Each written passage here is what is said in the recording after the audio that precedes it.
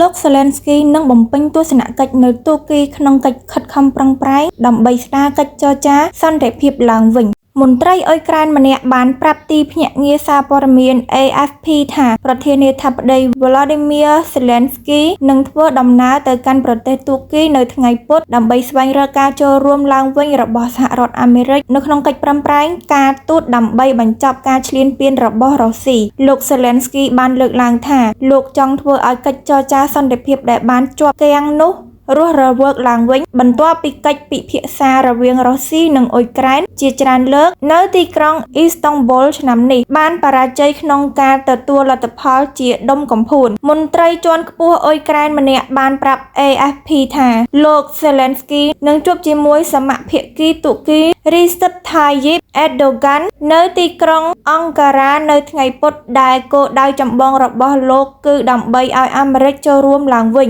នៅក្នុងកិច្ចការខិតខំប្រឹងប្រែងសន្តិភាពមន្ត្រីរូបនេះបន្ថែមថាទីក្រុងគៀវសង្ឃឹមថាទីក្រុងវ៉ាស៊ីនតោននឹងអាចជំរុញរុស្ស៊ីឲ្យកាន់តុចរចារួមទាំងតាមរយៈការដាក់ទណ្ឌកម្មផងដែរមន្ត្រីអ៊ុយក្រែនម្នាក់ទៀតដែលពាក់ព័ន្ធនឹងការរៀបចំកិច្ចប្រជុំនេះបានប្រាប់ AFP ថាបេសកជនអាមេរិកលោក Steve Witkoff ត្រូវបានគេរំពឹងថានឹងចូលរួមក្នុងការពិភាក្សាជាមួយលោក Zelensky នៅប្រទេសទូគីគួរបញ្ជាក់ថាវិមានក្រំឡាំងបានបញ្ជាក់ថានឹងមិនមានមន្ត្រីរុស្ស៊ីណាម្នាក់មានវត្តមានក្នុងកិច្ចពិភាក្សានៅទូគីនោះទេ